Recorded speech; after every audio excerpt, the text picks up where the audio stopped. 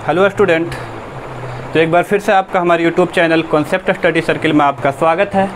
तो आज के वीडियो में हम देखेंगे विद्युत आवेश एवं विद्युत क्षेत्र। तो ये पार्ट 2 होगा। पार्ट 1 का वीडियो अगर आप अभी तक पार्ट 1 नहीं देखे हैं तो नीचे लिंक डिस्क्रिप्शन में दिया गया है, वहाँ पर जा कर के आप देख लें। तो देखते हैं, इसमें सबसे पहले यहाँ पर देखते हैं आवेशन की विधि, मेथड ऑफ चार्जिंग। यानी आवेशन की विधि 3 प्रकार से किसी वस्तु को आवेशित किया जाता है।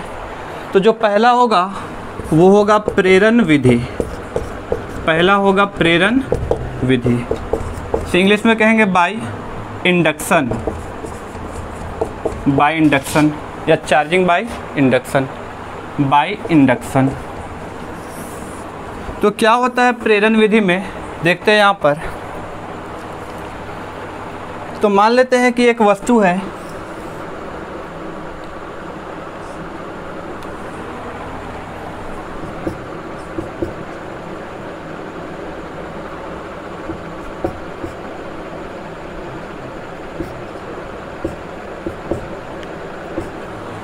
एक वस्तु को ले लिए।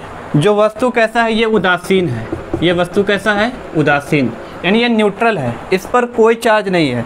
यहाँ पर देख रहे हैं हम कि 4 पॉजिटिव और 4 निगेटिव, यानी जितना निगेटिव चार्ज है उतना ही पॉजिटिव चार्ज है।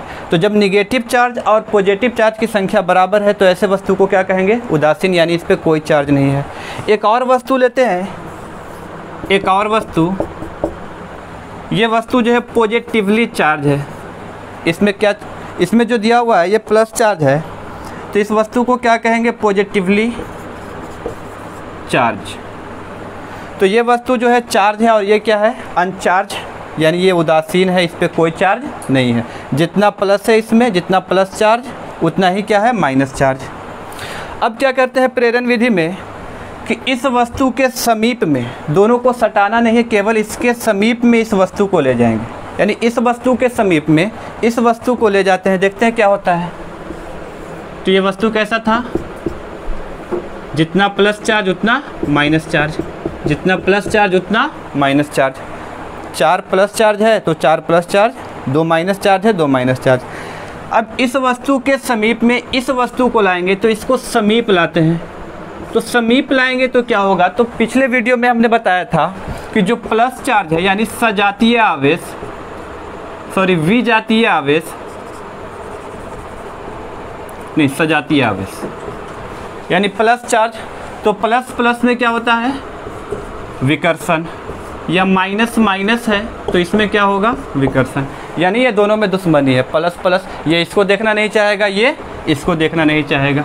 ये दोनों में प्रतिकर्षण की क्रिया, ये भी क्या है, समान आवेश है, ये भी निगेटिव, ये भी निगेटिव, तो ये भी क्या होगा, दोनों एक दूसरे से दूर जाएगा। इसमें क्या होगा, प्रतिकर्षण की क्रिया होगी। और अगर असमान आवेश होगा, यानी एक प्लस और दूसरा माइनस, तो इसमें बताए थे कि एक प्लस है दूसरा माइनस है, दोनों में क्या होगा, अट्रैक्शन होगा, यानी प्यार मोहब्बत वाला रिश्ता होगा। या फिर माइनस प्लस हो, माइनस प्लस, इसमें भी क्या होगा, अट्रैक्शन होगा। तो जब ये उदासीन वस्तु को, इस उदासीन वस्तु के समीप में इस वस्तु को लाया गया जो क्या है, पॉजिटिवली चार्ज है, तो क्या होगा कि प्लस जो है प्लस को रिपेल करेगा, यानी प्रतिकर्षित करेगा। ये प्लस चार्ज है, ये पूरा क्या है, प्लस चार्ज है। तो ये प्लस चार्ज है, तो प्लस चार्ज को ये क्या करेगा, रिपल्सन होगा इसमें, प्लस प्लस में। प्लस चार्ज जो है वो प्लस को क्या करेगा, दूर करेगा, और माइनस को क्या करेगा, प्लस जो है माइनस को अट्रैक्ट करेगा, यानी माइनस को अपनी ओर खींचेगा। प्लस माइनस जो है वो सटेगा, और प्लस प्लस या माइनस माइनस है तो हटेगा, यानी दूर जाएगा। तो प्लस जो है किसको सटाएगा, माइनस को। तो इसमें से ये जो माइनस चार्ज है ये क्या आ जाएंगे, इस सिरे पे आ जाएंगे, और ये जो प्लस चार्ज है ये इसके दूर वाले सिरे पर, इसके दूर वाले सिरे पर, यानी प्लस जो है प्लस को धक्का देगा और प्लस जो है माइनस को अपनी ओर खींचेगा। अब क्या करेंगे, इसको अर्थ से कनेक्ट कर देते हैं, इसको कनेक्ट कर देते हैं किससे, अर्थ से। तो अर्थ में क्या होता है, बहुत सारा इलेक्ट्रॉन होता है, तो अर्थ से क्या होगा, इलेक्ट्रॉन निकल कर के आएगा, और इलेक्ट्रॉन पे बताए थे कौन सा चार्ज, निगेटिव चार्ज। तो इलेक्ट्रॉन पे निगेटिव चार्ज होता है, तो ये सब अर्थ से निकल करके इलेक्ट्रॉन इसमें आएगा, तो पॉजिटिव को क्या कर देगा, कैंसिल कर देगा। अब क्या करेंगे कि ये पॉजिटिव चार्ज को हम हटा लेते हैं, ये जो वस्तु था पॉजिटिवली चार्ज, इसको हटा लिए और इसको यहीं पे छोड़ देते हैं, तो सारा इलेक्ट्रॉन निकल करके आया, ये पॉजिटिव चार्ज खत्म हो गया। अब इसमें कौन सा चार्ज बचा, निगेटिव चार्ज। इसमें कौन सा चार्ज बच गया, अब निगेटिव चार्ज। यानी ये पहले कैसा था, उदासीन, लेकिन अब ये वस्तु जो है, अब ये क्या हो गया, निगेटिवली चार्ज हो गया। अब ये वस्तु क्या हो गया, निगेटिवली चार्ज, यानी इसे कह सकते हैं ऋणावेशित। क्या हो गया ये, ऋणावेशित। और इसी विधि को क्या कहते हैं, प्रेरण विधि। तो प्रेरण विधि क्या होगा, यानी हम कह सकते हैं कि जब ये उदासीन है, अनावेशित, अनावेशित भी कहें या फिर उदासीन कहें, तो अनावेशित पिंड के समीप में जब आवेशित पिंड को लाया गया, तो अनावेशित जो पिंड था उसके पास वाले सिरे पर विपरीत प्रकृति के, ये पॉजिटिव है और ये क्या हो गया, निगेटिव, तो इसके पास वाले सिरे पर विपरीत प्रकृति के और दूर वाले सिरे पर समान प्रकृति के आवेश आ जाते हैं, और इसी विधि को क्या कहते हैं, प्रेरण विधि। फिर से समझेंगे यहाँ पर, ये क्या है, उदासीन यानी अनावेशित।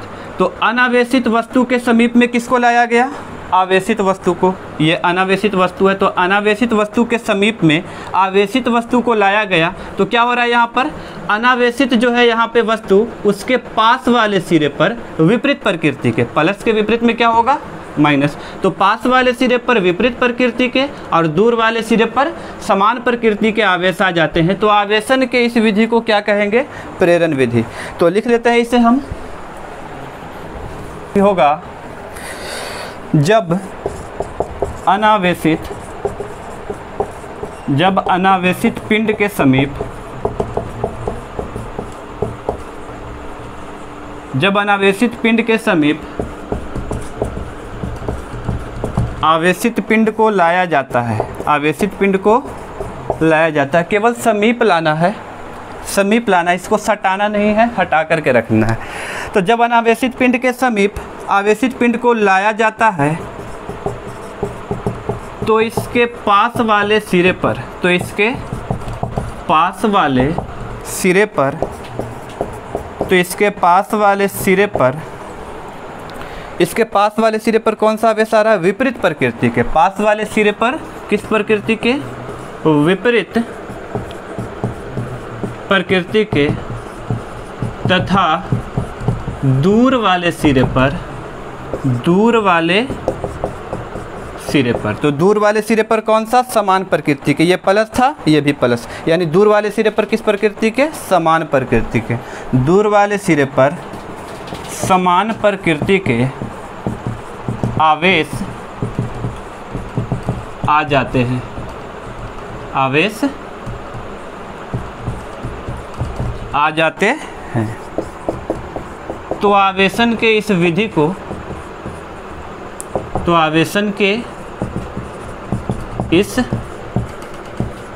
विधि को क्या कहते हैं, प्रेरण विधि कहते हैं। तो आवेशन की इस विधि को क्या कहेंगे, प्रेरण विधि। अब सेकंड जो होगा वो होगा चालन विधि। तो रफ कर देते हैं इसे। तो प्रेरण विधि के बाद अब कौन सा है सेकंड में, चालन विधि। चालन विधि, बाई कंडक्शन, बाई कंडक्शन। चालन विधि में क्या होगा, आवेश का स्थानांतरण होता है एक पिंड से दूसरे पिंड में। कब तक, जब तक कि दोनों पर समान आवेश न आ जाए। देखते हैं यहाँ पे कि एक वस्तु ए ले लेते हैं, एक वस्तु बी ले लेते हैं। इस पे आवेश है कितना कूलम का, 15 कूलम का। इस पे आवेश कितना, 25 कूलम का। अब क्या करेंगे, दोनों को पकड़ के सटा देंगे, वस्तु ए को और वस्तु बी को सटा देंगे। तो जब दोनों वस्तु को सटाएंगे तो आवेश का स्थानांतरण इस वस्तु से इसमें या इस वस्तु से इसमें, यानी आवेश का स्थानांतरण एक वस्तु से दूसरे वस्तु में तब तक होता है जब तक कि दोनों पर समान आवेश ना आ जाए। तो ये 15 कूलम और ये 25 कूलम, 15 कूलम और 25 कूलम जोड़ के कितना हो गया हमारा, 40 कूलम। तो जब दोनों को सटाएंगे तो क्या हो जाएगा, ये दोनों जोड़ करके कितना हो रहा है 40 कूलम का आवेश। तो आवेश का स्थानांतरण कब तक होगा, जब तक कि दोनों पर समान आवेश ना आ जाए। तो 40 में दोनों को समान समान देना है, यानी ये कितना हो जाएगा 20 और ये भी कितना हो जाएगा 20। अब क्या करेंगे, दोनों वस्तु को हटा लेंगे, तो इस पर भी 20 और इस पर भी कितना हो गया 20। या फिर ऐसे कहें कि ये कोई वस्तु है, इस पर कोई चार्ज नहीं है, और एक वस्तु है, इस पर कितना 10 कूलम का आवेश है। इस वस्तु पे कितना 10 कूलम का आवेश, इस पर कोई आवेश नहीं है। इन दोनों को पकड़ के सटा दिए, ये तो चार्ज है, 10 कूलम का आवेश है यानी ये चार्ज है, और इस पर कोई आवेश नहीं है यानी ये क्या हो जाएगा अनावेशित। अनावेशित, इस पर कोई चार्ज नहीं है। तो अब क्या करेंगे, जब दोनों वस्तु को सटा देंगे तो आवेश का स्थानांतरण एक पिंड से दूसरे पिंड में होगा। अब जिसमें होगा उसी से होगा, तो इसमें तो कोई चार्ज नहीं, इसमें कितना है 10 कूलम का चार्ज है। तो आवेश का स्थानांतरण एक पिंड से दूसरे पिंड में तब तक होगा जब तक कि दोनों पर समान आवेश ना आ जाए, यानी कि 5 इसमें आएगा 5 इसमें आएगा। अब पकड़ कर खींच लो इसे, इस पे 5 कूलम इस पे 5 कूलम। ये पहले अनावेशित था, अब क्या हो गया, ये आवेशित हो गया। 5 कूलम से ये क्या हो गया आवेशित हो गया। ठीक है, तो क्या कहेंगे चालन विधि में कि जब दो वस्तुओं को संपर्क में लाया जाता है, दोनों को क्या करना है सटा देना यानी संपर्क में लाना है। प्रेरण विधि में क्या था कि समीप लाया जाता था, इसमें क्या करेंगे कि संपर्क में लाएंगे। तो जब दो वस्तुओं को संपर्क में लाया जाता है तो आवेश का स्थानांतरण एक पिंड से दूसरे पिंड में तब तक होता है जब तक कि दोनों पर समान आवेश ना आ जाए। तो आवेशन के इस विधि को क्या कहेंगे चालन विधि। तो लिख देते हैं यहाँ पे चालन विधि। लेकिन जब दो पिंड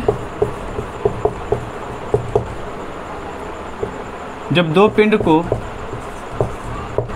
संपर्क में लाया जाता है तो आवेश का स्थानांतरण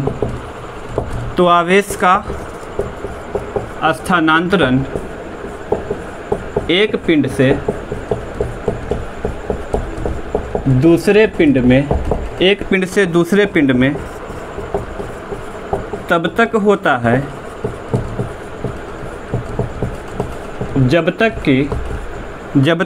से दूसरे पिंड में तब तक होता है जब तक कि दोनों पर समान आवेश ना आ जाए। तो आवेशन के इस विधि को क्या कहेंगे चालन विधि। एक एग्जाम्पल देखते हैं। माना वस्तु A पर 20 कूलम तथा B पर 40 कूलम का आवेश। एक वस्तु A है जिस पर कितना कूलम का आवेश 20 कूलम का, और एक वस्तु B है जिस पर कितना कूलम का आवेश 40 कूलम का आवेश है। तो दोनों को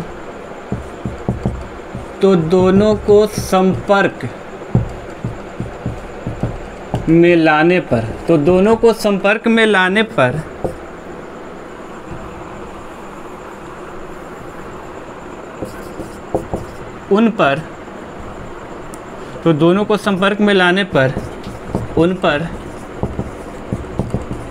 आवेश की मात्रा क्या होगा।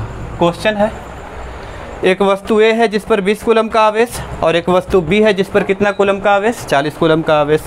अब दोनों वस्तु को जब संपर्क में लाएंगे तो पूछा जा रहा है कि उन पर आवेश की मात्रा क्या होगा, यानी दोनों वस्तु पर आवेश की मात्रा क्या होगा। तो देखते हैं यहाँ पर वस्तु A पर आवेश कितना 20 कूलम, वस्तु B पर आवेश कितना 40 कूलम। आवेश को किससे सूचित करते हैं, Q से बताया गया है। तो एक 20 कूलम है वस्तु A पर और वस्तु B पर कितना है 40 कूलम। अब जब दोनों को संपर्क में लाएंगे तो आवेश का स्थानांतरण एक पिंड से दूसरे पिंड में यानी एक वस्तु से दूसरे वस्तु में तब तक होगा जब तक कि दोनों पर समान आवेश ना आ जाते हैं। तो दोनों पर आवेश की मात्रा हमें निकालना है, दोनों पर आवेश की मात्रा। तो दोनों पर आवेश की मात्रा क्या होगा, तो कहा जा रहा है कि आवेश का स्थानांतरण एक पिंड से दूसरे पिंड में तब तक होता है जब तक कि दोनों पर समान आवेश ना आ जाए, यानी दोनों पर समान आवेश होगा। किस पर? वस्तु ए पर और वस्तु बी पर, दोनों पर क्या होगा? समान आवेश। और कितना होगा? तो वस्तु ए पर कितना आवेश है? 20 कूलम्ब का। वस्तु बी पर कितना आवेश है? 40 कूलम्ब का। दोनों को जोड़ के 2 से भाग दे देते हैं, तो 40 और 20 कितना? 60/2 बराबर कितना कूलम्ब? 30 कूलम्ब। यानी वस्तु ए पर भी 30 कूलम्ब का आवेश होगा और वस्तु बी पर भी 30 कूलम्ब का आवेश होगा। अब इसके बाद जो है चालन विधि के बाद तीसरा हो जाएगा घर्षण विधि। अब तीसरा जो है आवेशन की विधि में तीसरा जो होगा वो क्या होगा? घर्षण विधि by friction, charging by friction. यानी जब दो वस्तुओं को आपस में घर्षण कराया जाता है, जब दो वस्तुओं को आपस में रगड़ेंगे तो क्या होगा? आवेश का स्थानांतरण एक पिंड से दूसरे पिंड में या एक वस्तु से दूसरे वस्तु में होगा, और इसी विधि को क्या कहते हैं? घर्षण विधि कहते हैं। यानी यहाँ पे हम लिख सकते हैं कि जब दो वस्तुओं को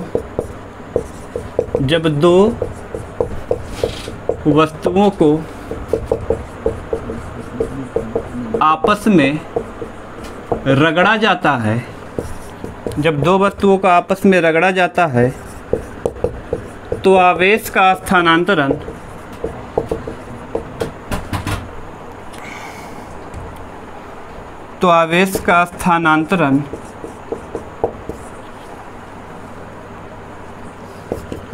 एक वस्तु से दूसरे वस्तु में होता है। तो इस विधि को क्या कहते हैं? घर्षण विधि।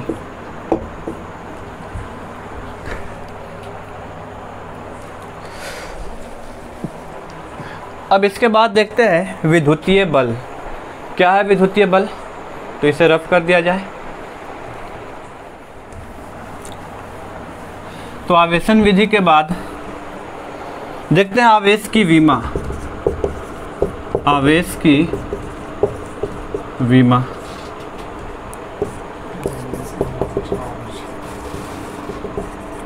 Dimension of charge. तो क्या होगा आवेश का विमा? तो Q बराबर I इंटू टी, जैसे I बराबर Q/T। पढ़ चुके हैं विद्युत धारा जो है आवेश बटा क्या होता है? टाइम। तो I बराबर Q/T, तो Q बराबर I इंटू टी होगा। तो आवेश का विमा निकालना है, यानी Q का डायमेंशन। आवेश को किससे सूचित करेंगे? Q से। तो इसका डायमेंशन क्या होगा? तो I विद्युत धारा का डायमेंशन क्या होता है? A। और समय का डायमेंशन यानी इसका विमा क्या हो जाएगा? समय का T। तो इसका विमा क्या हो जाएगा? AT। विमा को क्या लिखते हैं? बड़ी कोष्ठ के अंदर। तो आवेश की विमा। इसके बाद देखते हैं विद्युतीय बल क्या है। तो हेडिंग बना लेते हैं विद्युत बल या विद्युतीय बल, इलेक्ट्रिक फोर्स। तो विद्युतीय बल क्या है?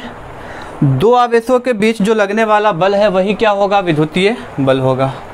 यानी लिखेंगे यहाँ पर कि दो आवेशों के बीच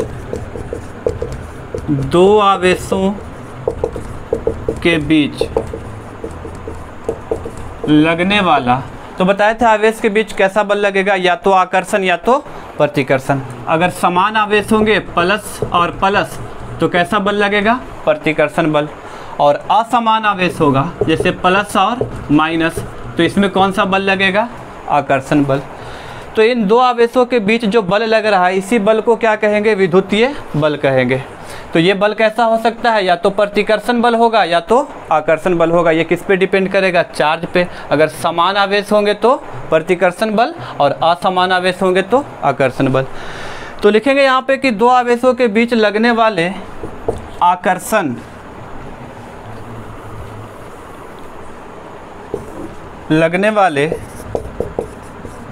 आकर्षण तथा प्रतिकर्षण आकर्षण तथा प्रतिकर्षण बल को क्या कहते हैं? विद्युतीय बल कहते हैं। और विद्युतीय बल का जो मान है वो किसके नियम से निकालेंगे? तो कूलम्ब के नियम से। लिख देते हैं यहाँ पे कि विद्युतीय बल का मान किसके नियम से? कूलम्ब चाचा के नियम से। विद्युतीय बल का मान किसके नियम से? कूलम्ब के नियम से ज्ञात किया जाता है। तो विद्युतीय बल का मान किसके नियम से निकालेंगे? कूलम्ब के नियम से। तो अब देखते हैं क्या है कूलम्ब का नियम। तो इसे मिटा देते हैं, हेडिंग देंगे कूलम्ब का नियम। तो देखते हैं अब कूलम्ब का नियम क्या है। कूलम्ब का नियम, तो दो आवेशों के बीच लगने वाला विद्युतीय बल उन आवेशों के गुणनफल के समानुपाती एवं उनके बीच के दूरी के वर्ग के व्युत्क्रमानुपाती होती है। यहाँ पे लिखा हुआ है दो आवेशों के बीच लगने वाला विद्युतीय बल उन आवेशों के गुणनफल के समानुपाती एवं उनके बीच के दूरी के वर्ग के व्युत्क्रमानुपाती होती है। यहाँ पे कि दो आवेशों के बीच लगने वाला विद्युतीय बल को किससे लिखेंगे? F से। उन आवेशों के गुणनफल के समानुपाती, तो F समानुपाती, दो आवेश है, एक आवेश Q1 और एक आवेश Q2। और क्या बोला जा रहा है? उन आवेशों के गुणनफल के समानुपाती एवं उनके बीच के दूरी के वर्ग के व्युत्क्रमानुपाती होती है।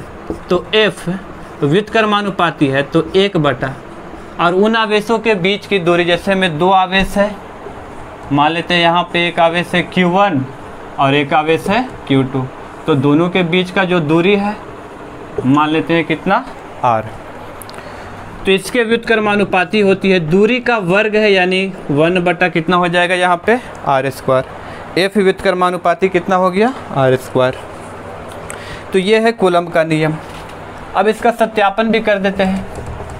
कैसे करेंगे इसका सत्यापन? तो इसके सत्यापन में एक आवेश कितना है? Q1 और एक आवेश Q2, दोनों के बीच की दूरी कितना है? R। मान लेते हैं, माना Q1 और Q2 दो आवेश, Q1 और Q2 क्या है? दो आवेश है। आवेशों कर दे दोनों, तो Q1 और Q2 दो आवेशों के बीच की दूरी, दो आवेशों के बीच की दूरी कितना है? R है। दोनों आवेशों के बीच की दूरी कितना है? R है। तो लगाइए यहाँ पे कूलम्ब चाचा का नियम बाय कूलम्ब्स लॉ। तो कूलम्ब चाचा क्या कहे थे कि दोनों आवेशों के गुणनफल के समानुपाती, जब दो आवेश होगा उनके बीच जो बल लगेगा उन दोनों आवेशों के गुणनफल के समानुपाती होगा, और उनके बीच में जो दूरी होगा उस दूरी के वर्ग के व्युत्क्रमानुपाती होगा। तो कूलम्ब चाचा के नियम से F समानुपाती Q1 × Q2 और F विलोमानुपाती दूरी का वर्ग यानी 1/R²। इसको 1 मान लेते हैं, इसको 2 मान लेते हैं। तो देखते हैं 1 और 2 से, फ्रॉम 1 and 2, समीकरण 1 और 2 से।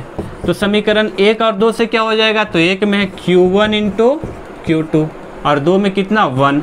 तो Q1 × Q2 में 1 से गुना होगा, इतना ही रह जाएगा, बटा में कितना? R²। अब जब समानुपाती चिन्ह को हटाएंगे, बराबर लाएंगे, तो कुछ ना कुछ कांस्टेंट आएगा। तो यहाँ पर एक कांस्टेंट क्या ले लिए? K। तो समानुपाती हटा करके जब बराबर लिखेंगे, एक कांस्टेंट आया K, और कितना है यहाँ पे? Q1 × Q2 बटा कितना? R²। ये F क्या हो जाएगा? विद्युतीय बल। बताया गया था कि विद्युतीय बल का मान किसके नियम से? कूलम्ब के नियम से ज्ञात किया जाता है। तो विद्युतीय बल का मान आ गया है F बराबर K × Q1 × Q2 बटा R²। अब इस K को क्या कहेंगे? ये K जो है इसे कहेंगे कूलम्ब का नियतांक। कूलम्ब का नियतांक। तो इस K को क्या कहेंगे? कूलम्ब का नियतांक। तो अब देखते हैं हम लोग कि क्या है कूलम्ब का नियतांक। तो देखते हैं क्या है कूलम्ब का नियतांक। तो कूलम्ब का नियतांक यहाँ पर क्या है, के। इस के को क्या कहेंगे, कूलम्ब का नियतांक। तो कूलम्ब के नियतांक को पहले हमें डिफाइन करना है। तो देखते हैं यहाँ से के क्या होगा, कूलम्ब का नियतांक। तो हम लिख सकते हैं के बराबर एफ, के बराबर एफ, के बराबर क्या हो जाएगा एफ, और ये क्रॉस मल्टीप्लिकेशन से F into R square, F into R square बटा में क्या आ जाएगा, तो जो के साथ गुना में है वो बराबर के इधर आकर के बटा में, तो बटा में हो जाएगा Q1 इंटू Q2। यानी कूलम्ब के नियतांक के का मान कितना आ रहा है, एफ इंटू आर स्क्वायर बटा में Q1 इंटू Q2। कैसे डिफाइन करेंगे इसे, तो यहाँ पे पुट कर लेते हैं Q1 Q2 को कितना, 1 कूलम्ब। Q1 और Q2 जो दोनों आवेश है इसको कितना रख लिए, 1 कूलम्ब। और ये दोनों आवेशों के बीच का जो दूरी है, दोनों आवेशों के बीच का दूरी जो है r, इस r को रख लेते हैं कितना, 1 मीटर। तब देखते हैं कि कूलम्ब के नियतांक का मान कितना मिलता है। तो k बराबर f के जगह पे f, r का स्क्वायर है, तो दूरी कितना रखा गया है, 1 मीटर, तो 1 का स्क्वायर, फिर बटा में Q1 इंटू Q2। तो Q1 इंटू Q2 है, तो Q1 और Q2 दोनों को कितना रखा गया है, 1 कूलम्ब।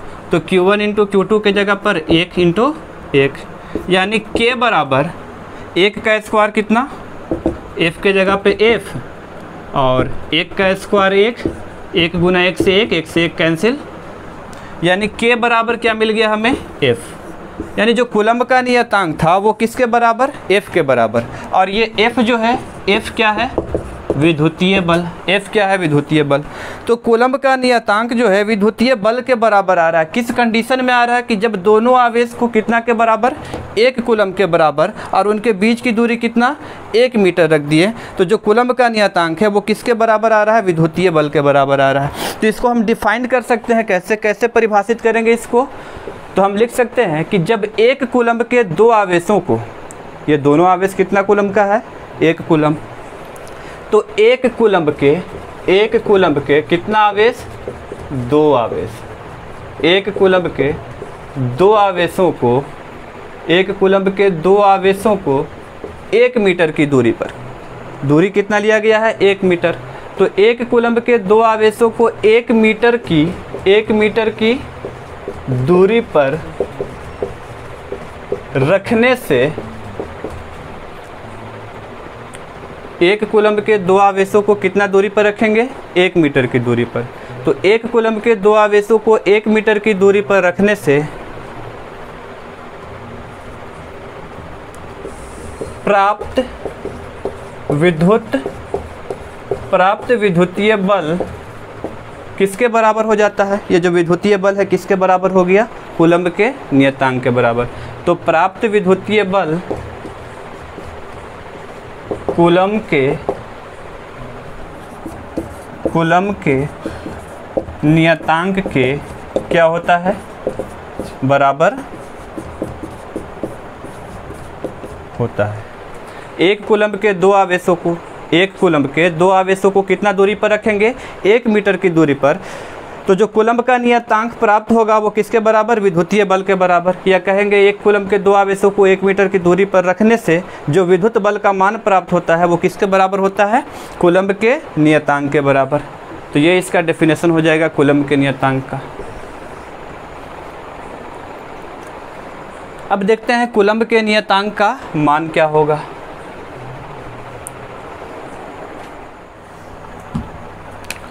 तो अब देखते हैं कूलम्ब के नियतांक का मान क्या होगा। कूलम्ब के नियतांक का मान यानी वैल्यू ऑफ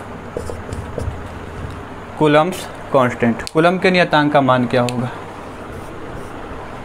तो कूलम्ब के नियतांक के मान से पहले देख लेते हैं इसका एसआई मात्रक। पहले देखते हैं एसआई मात्रक कूलम्ब के नियतांक का। तो क्या आया था फॉर्मूला कूलम्ब के नियतांक में, विद्युत बल कितना आया था, विद्युत बल F बराबर K Q1 इंटू Q2 बटा आर स्क्वायर। इसमें K क्या था, तो K जो है ये कूलम्ब का नियतांक है, और ये K किसके बराबर, तो K बराबर F इंटू कितना, आर स्क्वायर बटा में कौन आ जाएगा, Q1 इंटू Q2। यानी K बराबर F इंटू आर स्क्वायर बटा Q1 इंटू Q2। इसका एसआई मात्रक, कूलम के नियतांक का एसआई मात्रक क्या होगा? तो एसआई मात्रक के लिए पहले सूत्र को लिख लेते हैं। यानी इस K का क्या निकालना है? यूनिट निकालना है, मात्रक निकालना है। तो इसका मात्रक निकालना है तो यहाँ पर क्या है? F बल, विद्युत बल है, तो बल का मात्रक क्या होगा? न्यूटन। बल का मात्रक न्यूटन। या आर क्या है? दूरी, दूरी का मात्रक मीटर, आर का स्क्वायर है मीटर स्क्वायर। बटा में क्या है? Q1 into Q2। ये क्या है? आवेश। आवेश का मात्रक क्या होता है? Coulomb into coulomb. यानी हो जाएगा ये कितना? न्यूटन मीटर स्क्वायर प्रति कूलम्ब स्क्वायर। ये हो गया इसका मात्रक। अब इसका वीमा देख लेते हैं, वीमा कितना होगा? डायमेंशन,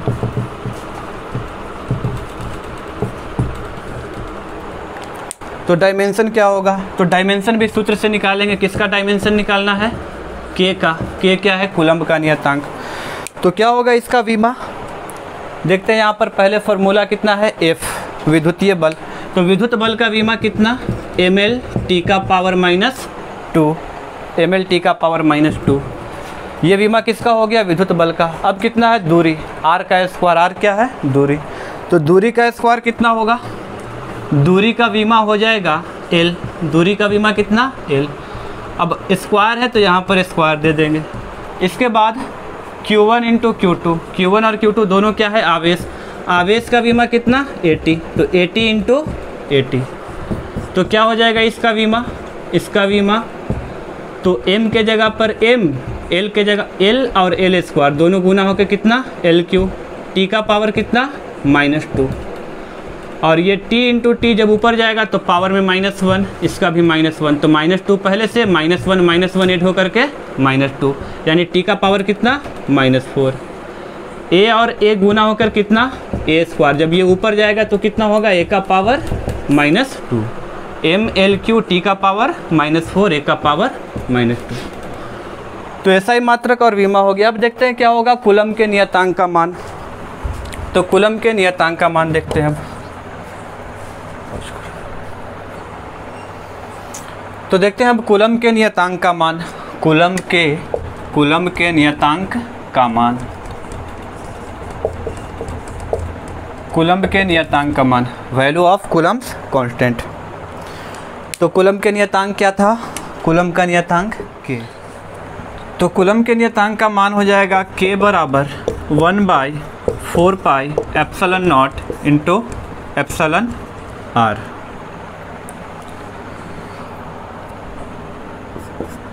K बराबर 1/4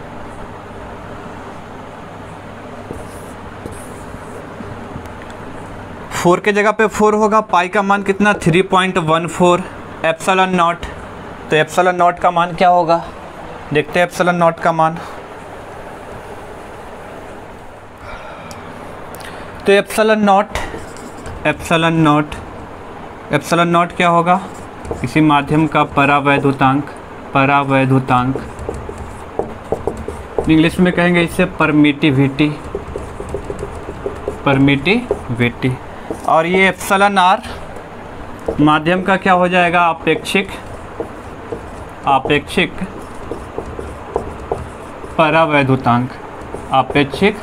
परावैद्युतांक। और ये जो एप्सिलॉन नॉट है, इस एप्सिलॉन नॉट का मान होता है 8.85 इंटू 10 के पावर -12। कितना हो जाएगा? 8.85 इंटू 10 के पावर कितना? -12 यूनिट कर देते हैं। यानी हम देख रहे हैं कूलम्ब के नियतांक का मान। तो कूलम्ब के नियतांक का मान K बराबर क्या कहेंगे? 1/4 pi epsilon naught into epsilon r। इसको पढ़ेंगे epsilon not epsilon r। Epsilon not माध्यम का परावैद्युतांक और एप्सिलॉन r के अपेक्षिक परावैद्युतांक। तो K बराबर 1 का 1/4, पाई का मान 3.14, एप्सिलॉन नॉट का मान 8.85 10 के पावर -12। और ये जो एप्सिलॉन r है, एप्सिलॉन r इसका मान 1 होता है। 1 होता है किस में? तो हवा या निर्वात में।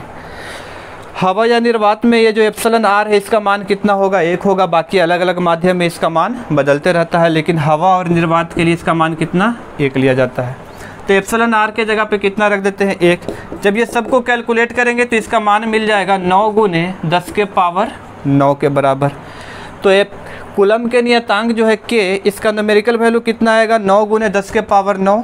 और मात्रक तो निकाल चुके हैं, क्या है मात्रक, यहाँ पे निकाले थे, न्यूटन मीटर स्क्वायर प्रति coulomb square, newton metre square प्रति कूलम्ब स्क्वायर।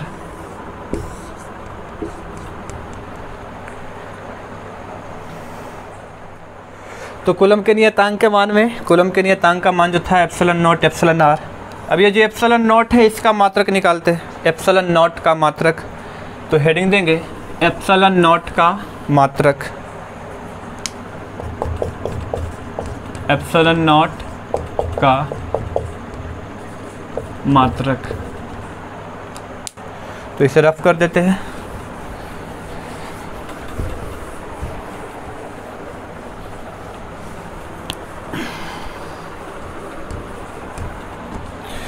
देखते हैं एप्सिलॉन नॉट का मात्रक क्या होगा। तो फॉर्मूला लिखते हैं यहाँ पे, कूलम्ब का नियतांक के बराबर 1/4 pi epsilon naught into epsilon are.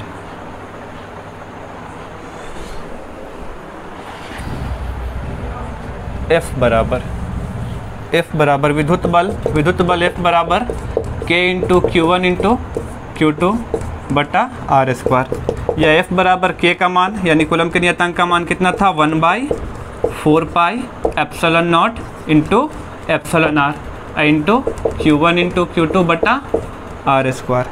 तो हमें मात्रक किसका चाहिए, एप्सिलॉन नॉट का। तो पहले तो एप्सिलॉन नॉट का सूत्र निकालना होगा। तो लिखते हैं यहाँ पे एप्सिलॉन नॉट, F के जगह पे क्या आ गया, एप्सिलॉन नॉट।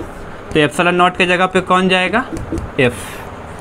एप्सिलॉन नॉट का मात्रक चाहिए, पहले एप्सिलॉन नॉट का सूत्र निकाल लेते हैं। तो एप्सिलॉन नॉट इक्वल टू, यानी F और एप्सिलॉन नॉट अपने जगह स्थान अदला बदली कर लिया है। तो एप्सिलॉन नॉट बराबर क्या हो जाएगा, ऊपर में 1 है तो 1/4 पाई एप्सिलॉन नॉट यहाँ, तो F यहाँ, epsilon R into Q1 into Q2 बटा R स्क्वायर। तो देखते हैं इसका मात्रक, एप्सिलॉन नॉट का मात्रक। 1 तो अचर है, अचर का कोई मात्रक नहीं होगा, मात्रकहीन होता है। 4 भी अचर, पाई भी अचर होगा, एप्सिलॉन आर तो ये माध्यम का अपेक्षित परावैद्युतांक है। तो इसमें मात्रक किसका होगा, F का, F का मात्रक। तो F क्या है, विद्युत बल, और बल का मात्रक क्या होता है, Newton, into Q1 into Q2 आवेश, आवेश का मात्रक कूलम्ब इंटू कूलम्ब। R क्या हो जाएगा, दूरी, दूरी का मात्रक मीटर, R का स्क्वायर तो मीटर का स्क्वायर। यानी एप्सिलॉन नॉट का जो मात्रक है वो कितना मिल गया, कूलम्ब इंटू कूलम्ब से कूलम्ब स्क्वायर प्रति न्यूटन मीटर स्क्वायर। और इसी तरीके से हम निकाल सकते हैं किसका मात्रक, एप्सिलॉन आर का मात्रक, एप्सिलॉन आर का मात्रक जो इतना ही होगा, कूलम्ब स्क्वायर प्रति न्यूटन मीटर स्क्वायर। इसी प्रोसेस से निकाला जा सकता है। तो ये आपका होमवर्क रहेगा। तो आज के वीडियो में बस इतना ही, फिर मिलते हैं नेक्स्ट वीडियो में पार्ट 3 के साथ।